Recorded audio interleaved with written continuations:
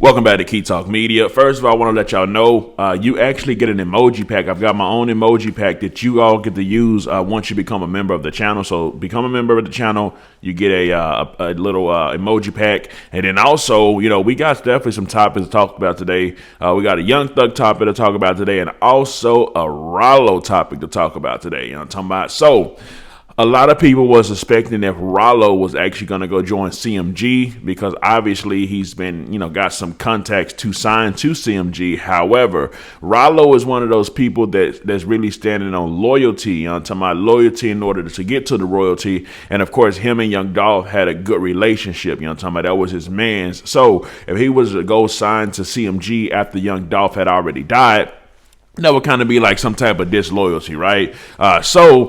Yes, there's the first day out of Ralo coming. Now, I've got a clip of his first day. I don't know if y'all seen it or not, but I've got a clip of his first day out, and he speaks on it, and he says, like, yeah, I would never sign to Gotti. I would never sign to CMG because I was cool with Dolph, you know what I'm talking about? And he said they're going to respect it, you know what I'm talking about? And of course, people were asking him if he had issues with MoneyBagg. Yo, he pretty much got out of jail, got out of prison, and went straight to business, straight to answering whatever, you know what I'm talking about? The topic of the discussion was pretty much in his first day out. So let me go ahead and play the first day out for y'all, and then we'll get further into the stories. Here goes a clip of it. So I can't never sound CMG. It ain't no beef, it's their respect. They gonna respect it. They disrespect it. I promise me gonna wreck this. Who the fuck you asking me? Do you got calls and money bags?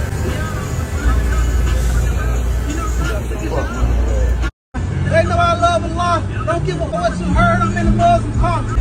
I'll die for this. Swear to God I will. Why you hanging with that dude that got your partner killed? Why you riding in that whip that cost $500,000? You already know. So pretty much inside of the first day out, you can actually see exactly what, like I said, I just explained to y'all how he said he would never sign to CMG. He mentioned something about MoneyBagg Yo as well. Now, the lyric did kind of cool down and it kind of, got lower, so you weren't able to actually hear exactly what he said. Obviously, when the song comes out, you'll be able to actually hear it. But yeah, I mean, other than that, Buddy is literally moving like the president of the United States. You know what I'm talking about? On the Instagram, I posted the president of the Goon States of America because he's like hanging outside of the window of his car with an airplane, with an airplane kind of like flying above him. I'm like, goodness gracious. I know it's the first day out, but god dang.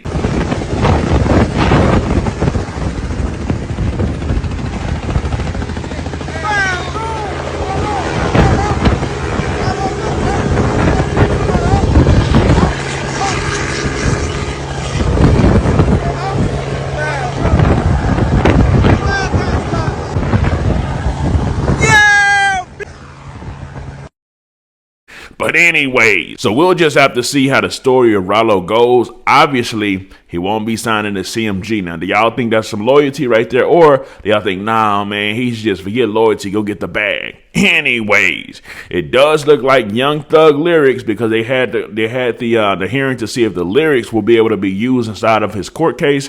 Yeah, I think they're going to be using the lyrics, but not only are they going to be losing his lyrics, I've actually got some of the lyrics that they will actually be using. Now, I'm going to play a clip directly from the courtroom where she goes over the lyrics. And then, of course, I've got some pictures that I'm going to put up and show for y'all. And the pictures I'm going to put up and show for y'all, it'll be pretty much the lyrics of what they're saying and what's going on. And I'll go ahead and put that video right here. The song is called Bad Boy.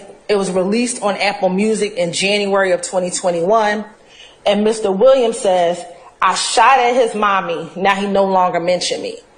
Now this would seem again insignificant if you're just looking at these words. However, in this case, in the height of the 2050 gang war between the YSL gang and the IF gang, we have cases in which individuals of YSL shoot at the opposition's mother's house. Mr. Rayshawn Bennett, also known as YF Manlucci. We have two incidents in January 22 of 2015 and January 26 of 2015, where his mother's home, Mr. Bennett's mother's home, was shot at. And it is alleged to have been shot at by a YSL associate. This particular video is entitled Slack Talk. So specifically on this board, we have this verse. I just beat a murder rap, paid my lawyer $30 for that.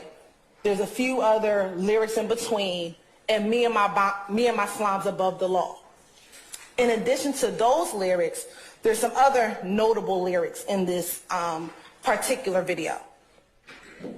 Mr. Stillwell states, "And I keep a stick, ain't avoiding no smoke," which a stick, Your Honor, we believe will come out in testimony through our gang expert is a gun. He also says, "I'm that slime that you always talk about. I'll wipe your nose, sit in your family's face and just smile it off."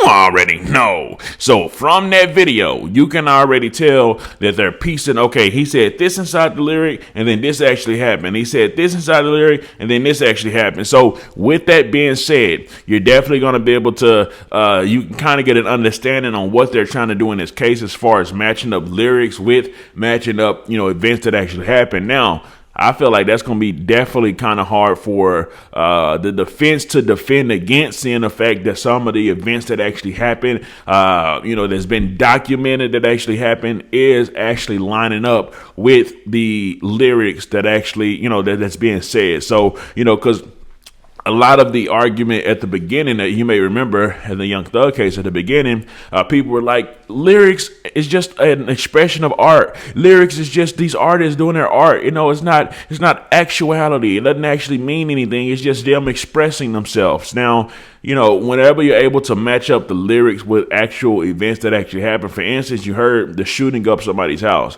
How they said one of Thug's lyrics was, I shot at his mama's house and I ain't heard from him no more. And then they matched it up and seen that, hey, hold up.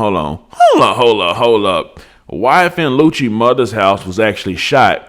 And now we got lyrics of somebody saying that they shot at the house. So, when they're able to actually match it up like that, that makes it a hell of a lot harder for the defense to be able to defend against it. And then also the jury that's ultimately going to be deciding, how many guilty, how many innocent. It makes it harder for them to have some type of wiggle room to try to say, okay, maybe he didn't do it, because now there's lyrics to match up to it. But you cannot forget that Young Thug's lawyer is Brian Steele, which is literally one of the best lawyers that you could potentially or possibly have within the whole entire Atlanta and just in the court system, period, right? So we'll just have to see how that goes. Let me remind y'all that he said, "I will fight to my last drop of blood." Now, that means a whole lot more than what y'all think. Anyway, so how do y'all feel about it, man? Y'all feel like Ralo's standing on business and is respectable, which, of course, a lot of rappers wouldn't do that these days. They just trying to get the money, whatever going to make them the money, and then they'll just make an excuse for why they, trying to deal what they did afterwards, as long as they can get the paper right now. And then, of course, they trying to put Young Thug and them under the jail and use the lyrics as a determining factor, as a aligning factor with the actual events that actually happened. Let me know something. Comment down below. Let me know what you think about this entire ordeal. I'm out.